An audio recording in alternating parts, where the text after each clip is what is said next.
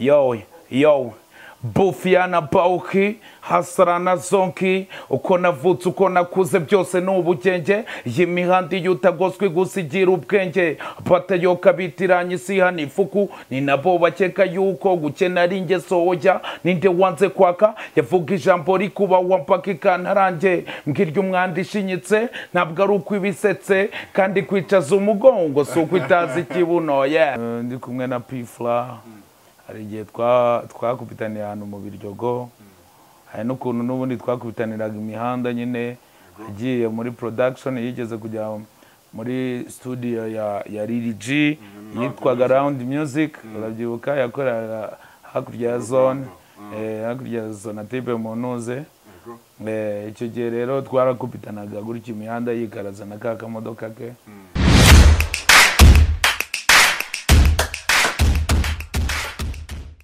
Dasosa kwero people nizere ko mumeze fresh, nizere ko mumeze neza cyane, nizere ko witeka bakomeze kugenda barinda mu bikorwa bitandukanye mugiye muherereyemo, nizere ko biro genga ibyango byayo bigenda bibageraho ahantu hose bamuherereye, siko bimeze.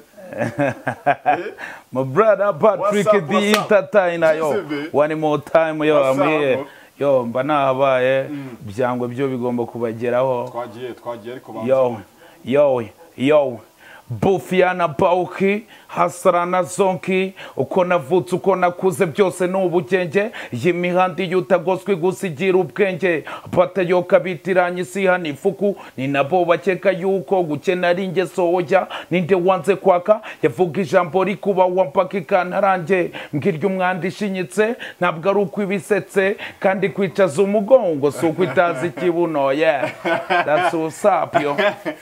One more time, yo. For real. Ntabwo ibisetse. Wallahi abakoboyi bari kunkubitira. Uyu munsi ni kwa gatanu ubwo guhita barangiraho ibintu biri buze kubera. Uyu munsi ni kwa gatanu. Koro bakuvati yo noneho wallahi. Shafo. Tugiye gucapurisha ariko n'abawana barangira nari. Nabarabura ubusi ibintu uko bigiye kuzajya bibera hano kuri Pokaso Pub shimi yanjye na Pokaso Club. Barangira location fresh. Location hano nyine hano ubundi se burani turi buze kubarabura fresh turi gusozara, ahita mbabwira map ukuntu imeze, gusa map ni Pokaso hano igikondo hano munsi aho zari munsi ya mereze ya mbere, aho zari kwa Virgile niho muri Pokaso Pub tugiye kuroncinga umushinga vuba.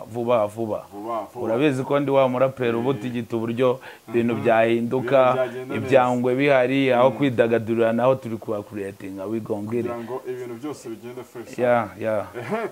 Ariko gato yaho ngaho urumva turi mu muziki, turi mu myidagaduro, ariko n'abatashye tugomba gusa nabo tubibukaho. Junior System aragiye, urumva umunyamuziki hari ikintu bivuze kuri yo. Junior System no umuntu nyine wakoze ibintu bya hatari, urabizi yakoze ama hits, akora secular, akora gospel, akora hip hop. Muri secular yakoze hip hop n'ama R&B turabizi, noneho harimo indirimbo nyinshi yakoze, nyinshi nge nanakunze. Uribuka indirimbo yitwa Icyaha Ndacyemera ya Quinca?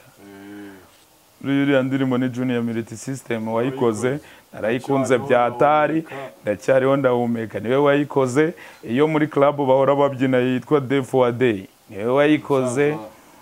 Ni indirimbo nyinshi amahit muri rusange, nubwo yari kuri generation y'icyo gihe tutarabyinjiramo fresh, ariko yakoze amahit bya hatari yadufashije kabisa. Kuba yatabarutse game rero ibihombye, of course ni igihombo kuri music industry n'igihugu muri rusange, kubera ko nyine iyo habuze umuntu wari ufite mu kwaha kwe ikintu kinini yaratumariye, afite service to deliveringa, ubu kuri iyi nshuro akaba adahari nyine yigendeye, nyine ni ukuvuga ko nyine ntabwo taciye tuba tuzongera kuyumva. Nyine ni ikibazo gikomeye, ariko nanone dusabwa kugira inema yo kubyakira,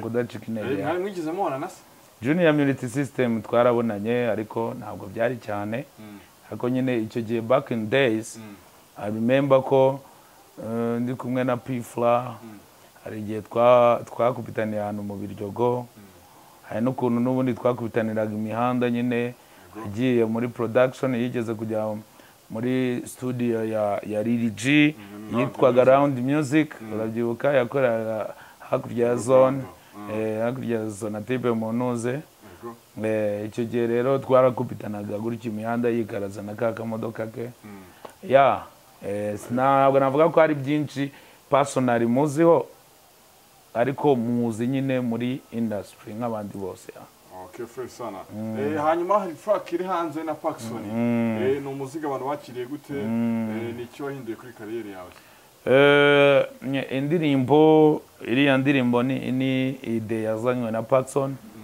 turi muri covid noneho tugira nyine ambwira ide arampamagara ari muri covid nsanga yacuze beat no kwa Nexus yakoze buri kimwe ahita ambwira ati twandika amavasi ariko dukora imbo tuyikupita nyuma tugira ide arambwira ati ko dushaka umwana dushyiramo w'umubebe specially bihuza nuko ari umubebe witwa Joshari Tino yari yaduhurije mu kiganiro kuri Keti Radio irangira nibutse ko ewana nawe n'umwana urenze witwa Joshari all the way from Sanze duhita tu getting in touch duhita dukorana something like that noneho buri ikintu abantu batamenye kuri video twakoze video bwa mbere izamo ibintu byo kuturaburiza umuntu wari wayikoze bwa mbere araturaburiza kandi twamaze no kwamamaza ko igiye gusohoka byabaye ngombwa ko duhita dukora indi video ya indi nayo wabonye ziriya version none se urabyibuka ko twari twakoze boro zose ya nyine iyi game rero mboneraho no kubwira abanyarwanda hari ibyo babona ari result yagiye hanze ariko inyuma y'amarido haba harimo ibintu biri danger imagine iyo ni second video ibimbayeho ngewe urabyibuka n'ubundi nyuma y'amarido nasoye moment urabyibuka twarabivuze ubu tuvugana kuri iyi nshuro iyo video nayo nabirivinye G tumubirivinyiramo tumu everything sha bro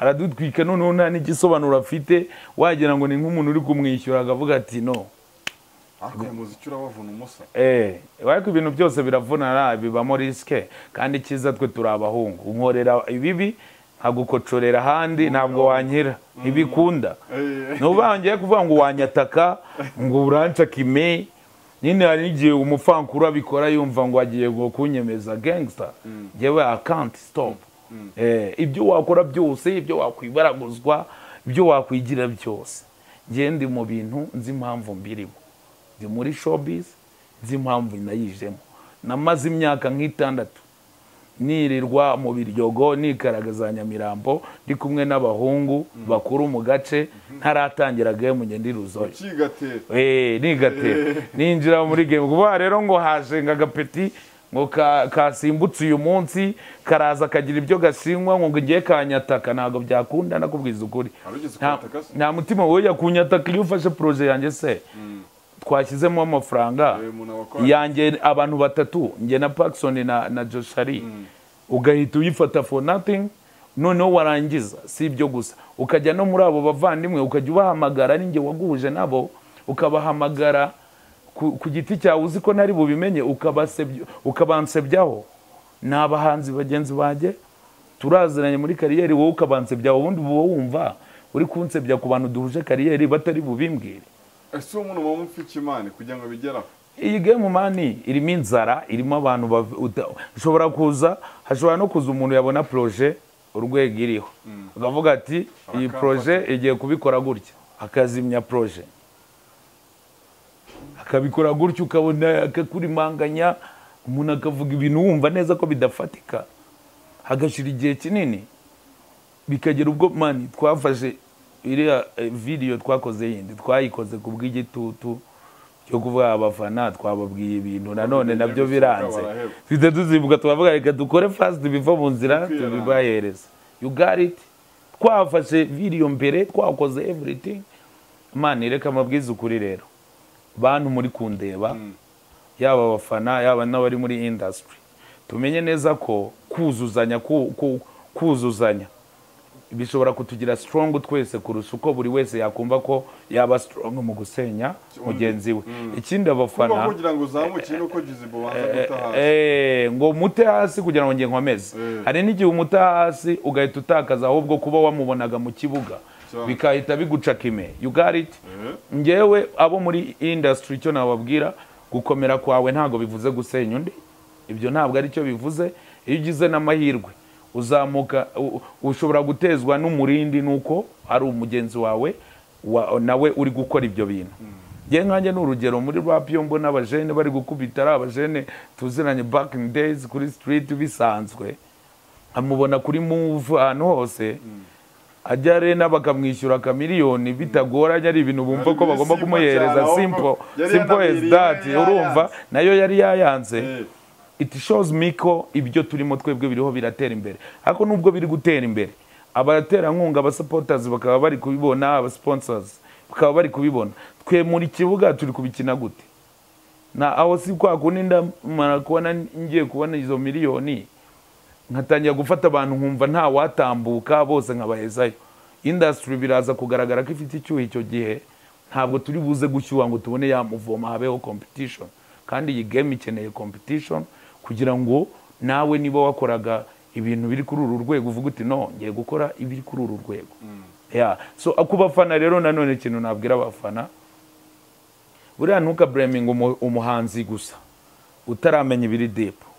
Uzajya umenya umuhanzi kubera iki ibi bintu byagenze guta cya swat, kubera iki yatinjije projet. Hari gihe abari kubimukorera inyuma bari kumuraburiza, kubera iki yasohoye projet wenda ntikunyure kuri standard wakekaga ego sibyo. Hari bwo yageze aravuga ati noneho nari narashutinze boro ya miliyoni kandi igomba gusohoka, reka mpite njya hariya mu nguni mpite nicara bashutinge, byibuze numve ko mu mutima wanjye nduhutse, byibuze numve ko nyishyize hanze, ntakomeza kuyibara mu maproje ko njyewe am there. Icyo kintu abafana nabo bajye babitekerezaho. Niba ko kukunda music, utekereza ngo why ibi biba byabaye gutya. Eske nuko uyu muntu koko ari kuri level yo kuduha ibintu biri gutya, nyine nuko se agomba gutinda koko gutya, nukubera iki? Ibaza ibyo bibazo ubundi ubone ujudginga mu project kabisa. Ariko nitwa kumundi ya fresh cyane, yatanze akazi hanze hano. Gukorana na Park se byari ibintu zete?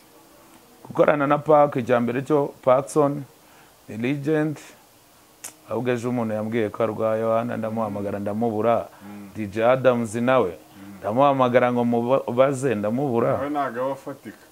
Naramubuze niba yarakwamye buriya. Ubu nari kubahamagara tu. Kanze ndaje ngo urubuyinite ndabahamagara kubera ko gumva Park ararwaye. Ntabwo ari ibintu biba byoroshye. Nyine bambwiye ko arwaye, amakuru ariko se uyu munsi si yaba ari mu kiganiro zuba, abaye atarwaye yaba ari mu kiganiro. Ndaje ndahita amenya ngo ni ibiki. Naho ubundi Park ni muri Legend. Parkson nyine muri hip hop nyarwanda. Iyo uvuze hip hop nyarwanda hari ikintu kinini yakoze kuri hip hop nyarwanda. So urumva rero kuba yambwiye ati my young brother, let's link up dukora ikintu kimeze gutya. Atari nayo mwapproach. Icyambere biragaragaza ko hari ikintu yambonyemo, hari ikintu yaba yambonyemo, ngiye bifata nka blessings, bifata nk'umugisha. Aba yamblessings avuga ati my brother come through, dukora iki kintu. Ibyo rero ni iby'agaciro kuba twagikora. Bari amateka, ibyo biba bibaye amateka atazavaho. Hari amateka ubu yuko GSB na Parkson bakoze indirimbo, ntibiteze gusubira inyuma cyangwa biveho. Sister Joshari kubona ayo mahirwe yakoresheje ate? Joshari cyambere cyari talented, ari talented, ari supposed yo kuba ahubwo agomba kubona n'ibindi byinshi birenze ibi. Hako ngewe nk'ubu nkanjye nkunda talent, ngewe biriya bazana by'amashyamba, usanga umuntu ngo niba tutari bukona rane ngo mboneho inyungu, niba ntari bugushyire muri rebo, niba ntari kugera gute amapasete gereka muzimirize yirgiriya nazanaboneke hato atazahita afatwa n'abandi. Urumva game ukuntu ibishye. hato atazafatwa n'izindi rebo kwa ko ngewe atajya n'undi uyibona. Ibyo bivuze iki bro? Reka nkubwize ukuri, buriya nureba nk'umuntu bita Bruce Melody, ubu tuvugana Kenisoro na Juno bari abantu bakoraga imiziki bagakora bagashyiramo imbaraga zabo ariko bidakunda, sibyo? Kubera ko baravuga ngo ntambwa yiyuriza igiti. Dasosapu n'umugani nyarwanda, sibyo? Imbwa kurya amabyishinyitse ntabwo ari uko ibisetse, kandi kwicaza umugongo ntabwo ari uko iba yirengeje amabuno. Nukuvuga ngo buriya nta nubwo iyobewe ko amabuno ariyo yicara, ariko umugongo niwo nyine ifite wo kwicaza. Ibaza ko noneho no kurya amabyi irabizi ko iri kurya amabyi irashinyika nyine kubera ko ntabwo biyishimishije. Wowe uragira ngo iri guseka ngo irishimye, icyo ntabwo kiba gishimishije. So ikintu mvuze, reba nka Bruce Melody, none se kuba yaraje agahita afata Kenisoro agafata Juno Kizigenza bagahita avuga ati mwebwe sa ndabona mu mani muri izahabu ikiri mu mwanda, ntabwo baramenya uburyo muri zahabu mwoze babakoze byo koza kuyishongesha, ntabwo bazi ikintu cyavamo ko ari icyadanje. Arabafata abazana ku itara, none se byatumye azima? Ubu ahubwo Bruce Melody hari n'abantu bahise bamukundira icyo kintu akoze kurusha uko bamukundira ko yaririmbaga cyane. Kwaberetse n'abandi bantu bari bahari banasaze, abantu basaze bakora cyane, byaranze. Arabafashe abashyira ku itara bihita biba. N'ubu nabo bamuha respect. Mpamvu ujya kumva album Kenisoro asohoye indirimbo, asohoye album amushyize Juno amutayeho, ni ihame buriya mu mutima wabo. Usibye wenda iyi showbiz tubamo ishobora gutuma ujijisha ako kanya ntuvuge ibintu uri gutekereza uko biri kubera impamvu runaka, ariko nabizi ko mu mutima wabo nta n'icyo babona bamwita. Dasosapu n'abanyarwanda kandi barishimye kuko twabonye izo mpano, tubona ko zirenze, twishimira ubu products zikora. Ukuvuga ngo ubu tukonsoma muri magambo make, dukonsoma mu mitsi ya Bruce Melody binyuze muri Juno Kizigenza na Kenisoro, tukishima.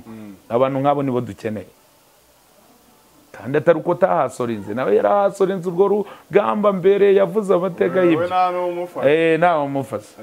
None se ko yaje ibyo nabigendera akavuga nanjye ngewe uru rugendo nanyuze, reka ngire abo mfata dukore ikintu cya danje. Ariko icyo kintu cyo kiri muri abo basani bageze aho bagira bafite n'ubushobozi, cyangwa abanyamakuru nabo bariho uruhare rwabo n'abo DJs kugira ngo industry muri rusange ikomeze. Of course industry igizwe n'ibintu byinshi. Nshuti yanjye, nshobora kuza ndi umuraperi ariko nkibagirwa n'ikintu abantu bakabaye bankundira nkakibagirwa. Ibyo ndi kuganira ejo n'abacuti banjye, ejo bundi n'abacuti banjye bo muri industry bamfashije since day one. Ndi kuvugana na Traxler witwa FK wo muri Kenya, shout out kuri bo. Na Berry Films umore video, even na Bukana wo muri Bero Gang nawe ukora ama video director.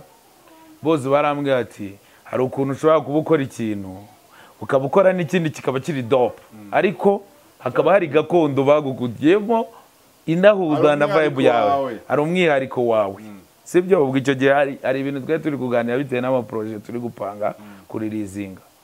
So hari igihe abo bantu baba baragutanze mu kibuga, cyangwa abo ba promoters, cyangwa abo bagiye batandukanye, cyangwa management zinagufasha byonyine kukwereka linye yawe y'ibintu wakabaye ukora, bakakwibutsa fata ko ibi bintu uri gukora wibuke ko hari ibindi bya wundi, hari touch yawe ushaka, icyo ubwacyo kigahita kigufasha ukaba umuntu wa danje kubera wamenye, wibutse ko hari touch yawe koko kandi koko ikabihari.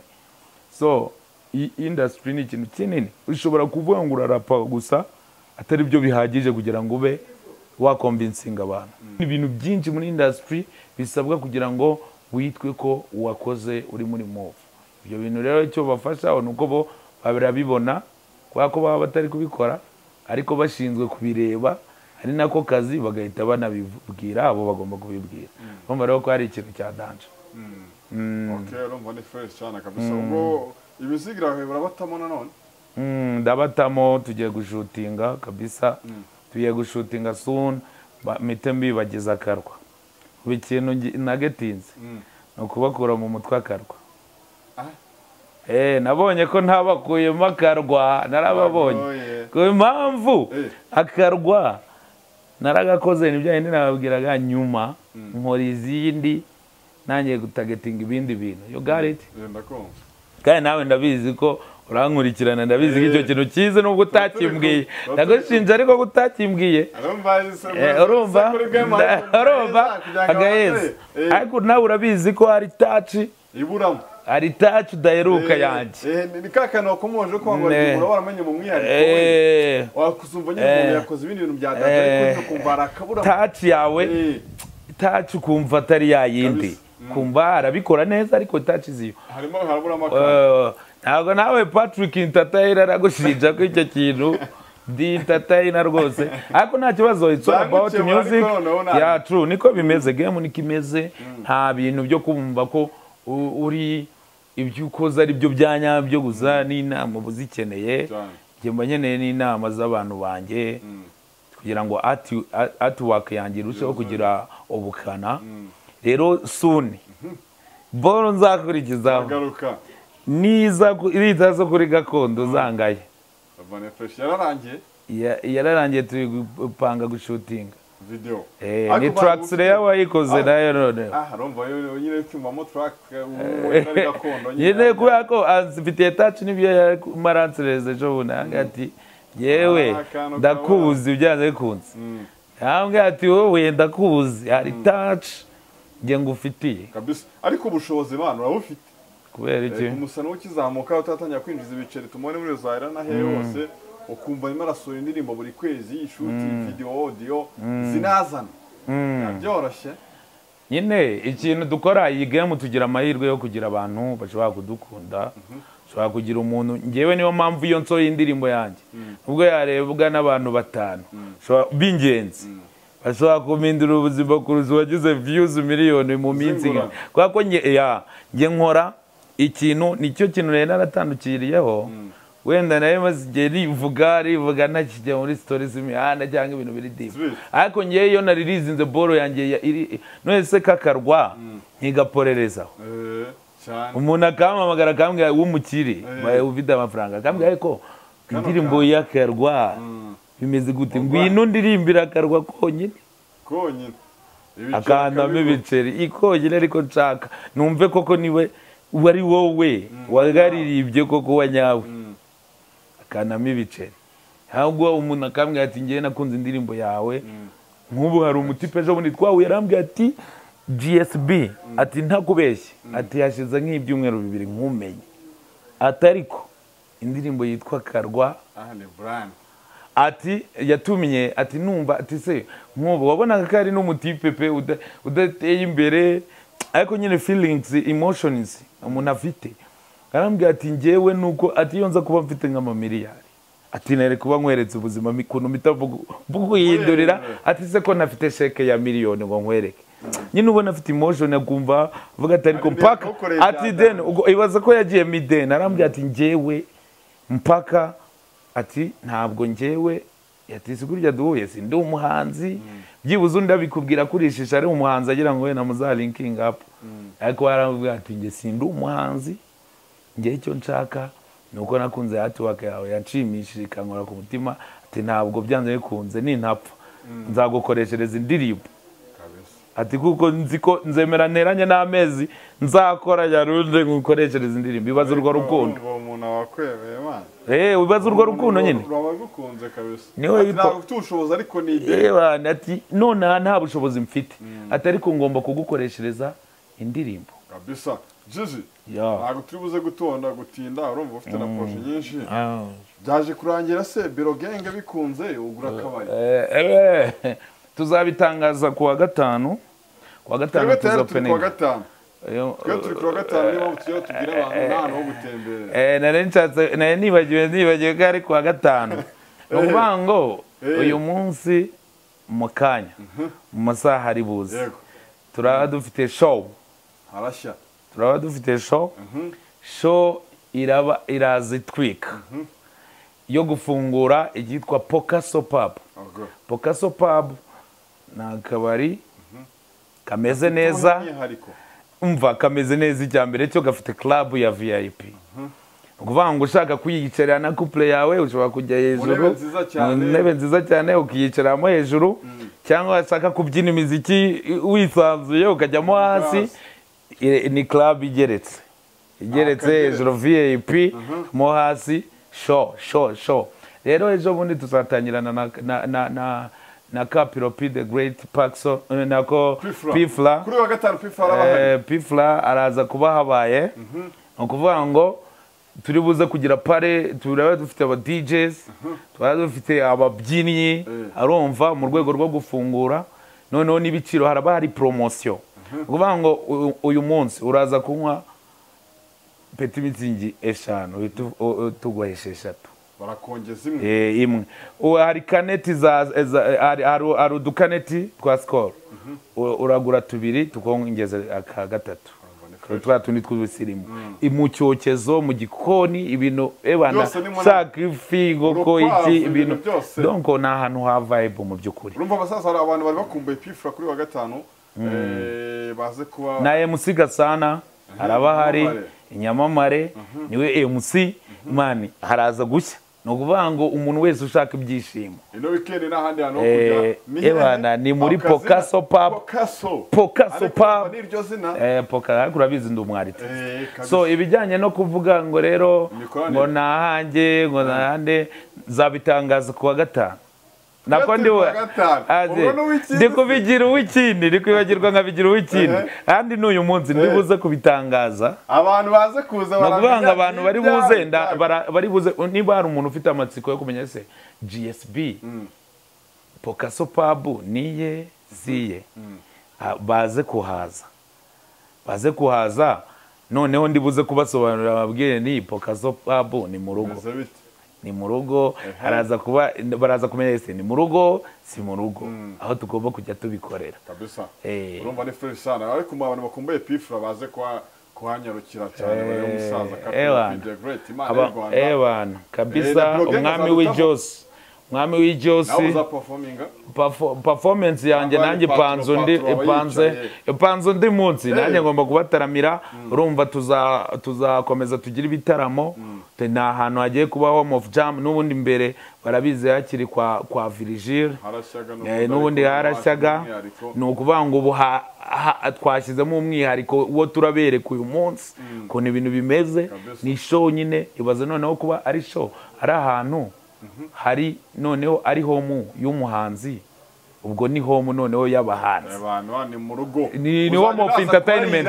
Abanyamakuru aba ba showbiz aba b'imikino y'ikigwago dufite screen igomba kuba iri ahantu kwayo n'igisare cyayo cyo kuza kureberamo imipira. Premier League igiye kugaruka ni ukuvuga Premier League utazayirebera muri Pokaso Pub nta Premier League azabareba. Ngo ikintu kiriho umuntu ashobora kujya ariko akakwitana n'uwamusana yakunda gatarana abasani. None se nk'uyu munsi ni urugero, nk'uyu munsi kuwa gatanu haraza abahanzi batandukanye sinabavuga, ariko nyine bishimiye ko bagomba kuza gufungura, bagomba kuza gutangira akabari ka Pokaso Pokaso Pub. So getting in touch uretse n'ubu n'ikindi gihe uzajya uhure n'umunyamakuru wakundaga, umuhanzi wakundaga, umukinnyi wakundaga hano muri Pokaso Pub. Contact ushaka contact yahamagara 0784628810. Iyo contact n'ubundi bamye bayiza ari ya Bero Gang. N'ubu no muri Pokaso you can contact ukabona service ushaka. Delivery ni vuba. Dufite noneho abakozi babigize umwuga. Ibintu byo kudelivaringa ni ibintu byabo. Mu gikoni icyo ushaka umva icyo ushaka ni nk'umurabyo. Okay. Kandi ewa na mofaya kabisa ni neza. Musaza wakoze cyane rero mva ibyo byose weekend nziza n'abantu barabuye hano gutemberera. Asante cyane ibikorwa byawe ariko bibutse na YouTube channel yawe. YouTube channel yanjye ni GSB Rwanda. Instagram na Facebook ni GSB Kilos. Naho Twitter ni GSB Rwanda na irasa na YouTube channel. To getting in touch muze ku bihangano byanjye ari nako muzajya muza n'indi minsi yose weekend yose mukayicingira muri Pokaso Pub. That's what's up. Okay, first sana kadusoreza hano mwakoze cyane kudukurikira no kuba natwe ubwo reka duhurire Pokaso Pub muri no weekend.